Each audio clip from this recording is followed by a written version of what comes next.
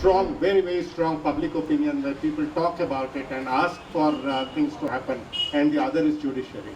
And while 30,000 copies is a great number to have for a country as large as ours, it still hasn't become a talking point in public discourse, and that's worrisome.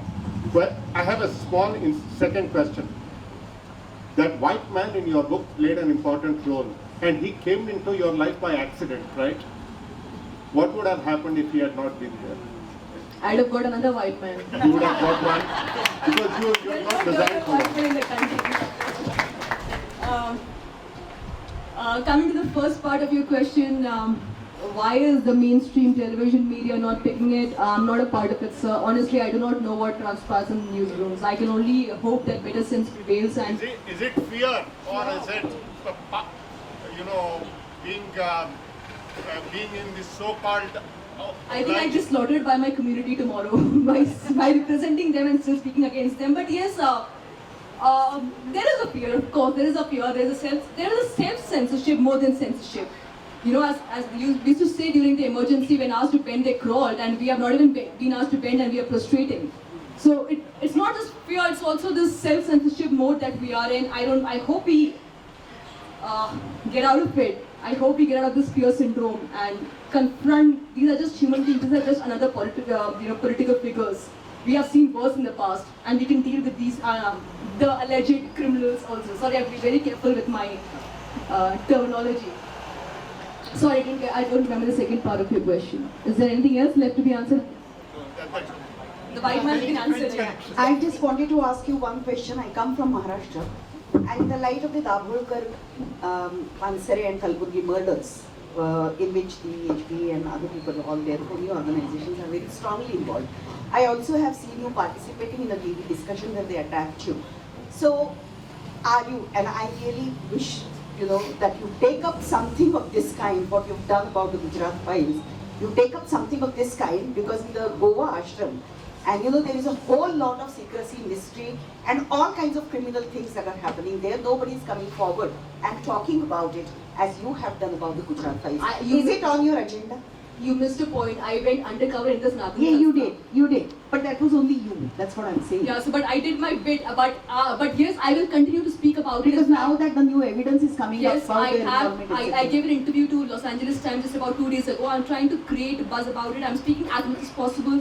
I've written articles, but then you have to also understand that I'm not employed by any news organization. Of course, yes. Yes. Also now I'm a pariah for. I don't think any news organization will touch me now. So, but I really wish to go on that today. More. I'll do as much as possible. I have written.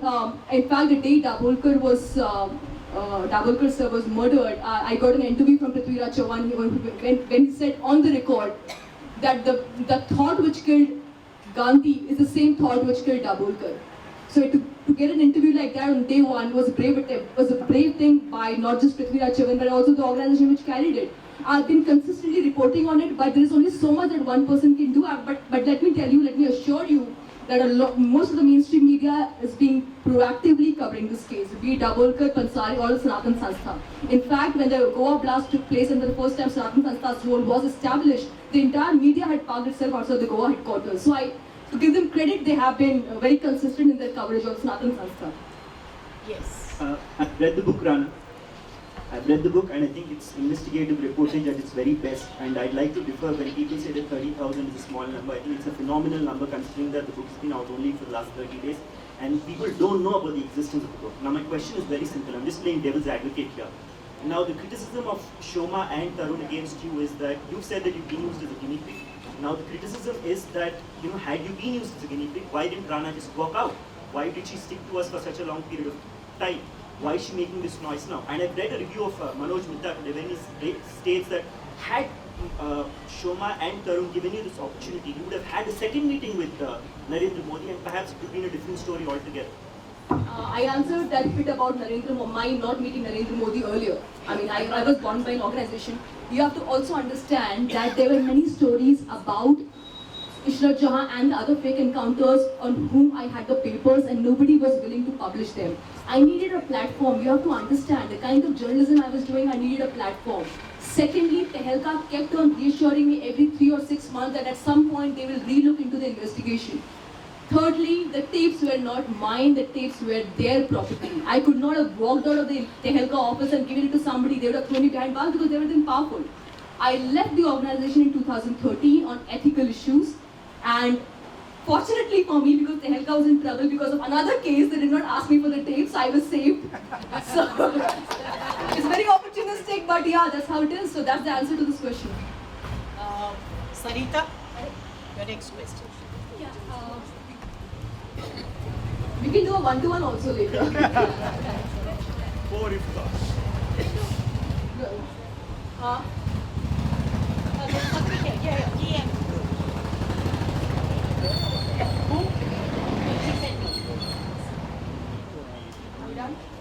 do you have a blog?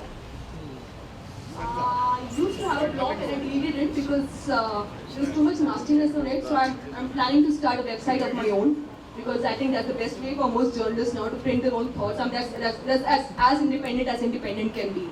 So I'm planning to start my own website. Sarita, there's nobody you can ask the question. See, you mentioned that about 35 to 65,000 phones were being monitored at one point of time in Gujarat. Has it occurred to you that that's happening in Delhi also? One of the reasons why the media might not be reporting what it is reporting, number one. Number two, has it occurred to you that the SR tapes might be, given the time frames, might in some way be related to this case? Because some of the... Now I know where the question is coming from. Okay, so to put it in a nutshell, the SR tapes have not just come out of nowhere. The SR tapes have been lying around with the media. In fact, every possible tape that you should see is in the hands of the media. You have a copy. I don't know. यार एक case से निकलने दो फिर दूसरे पे जाऊंगी ना. In fact, my next book is on the black money trail. So it will again, I think, will be a self-published endeavor because I don't think any publication house will touch it. So whatever is left unsaid now will be said in the book with the papers. Yeah. Yes. And now we worry about your safety even more. From the corporate sharks, you mean? Actually, my question is not really important, so I want to ask No, it sir. at the end. That's the best way.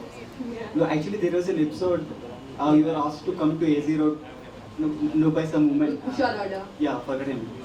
So I would have thought. No, I think that at the time your voice must be very shaken.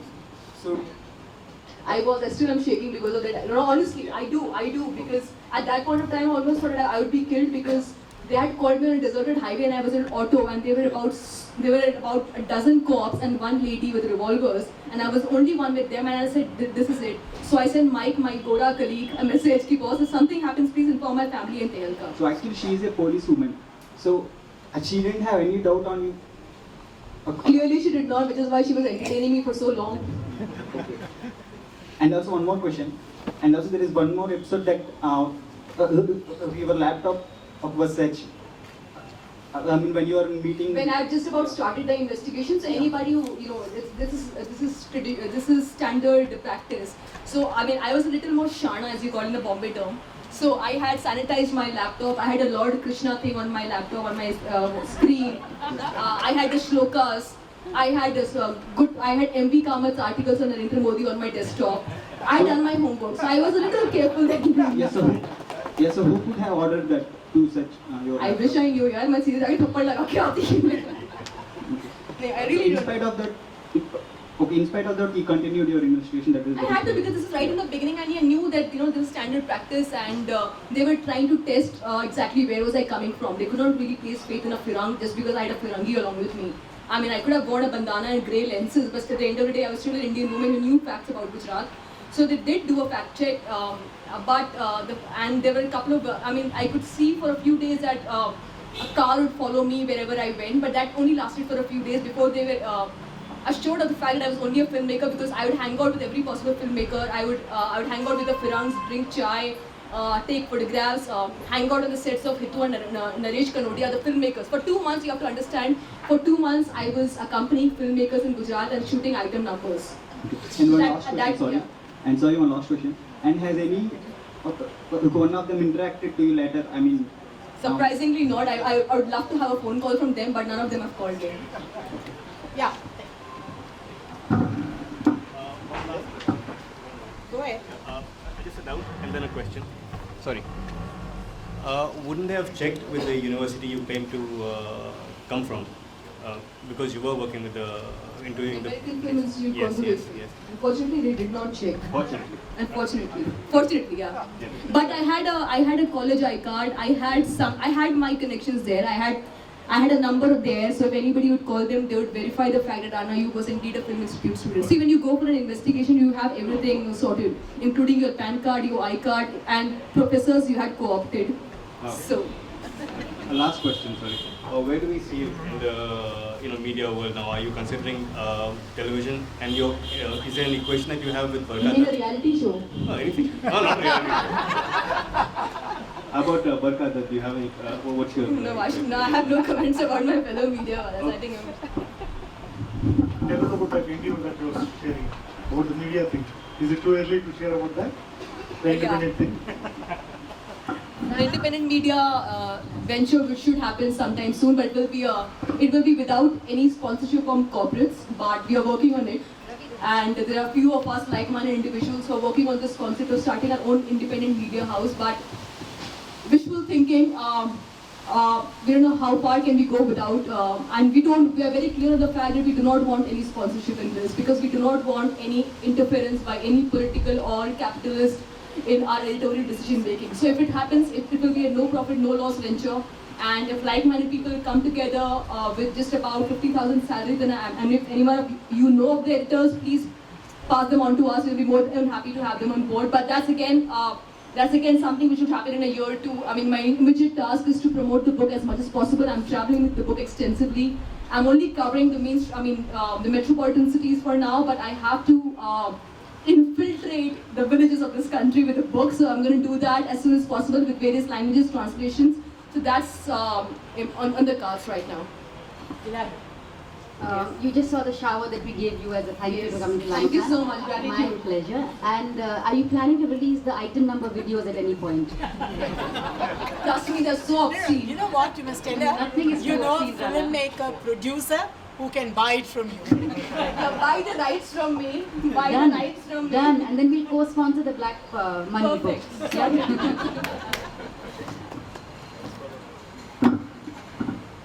Ladies and gentlemen, for those of us, let's see how many of us will put our money where our conscience is.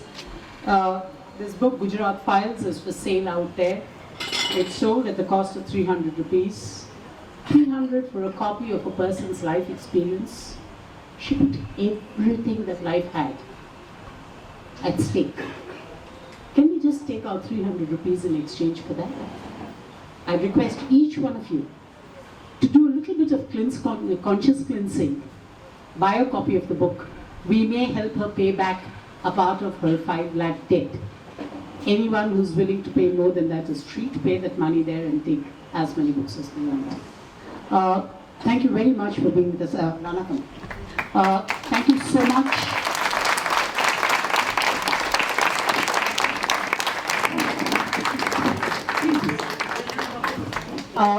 Ladies and gentlemen, it's been nice having all of you here. It's a reiteration of Rana's hope that all is not lost.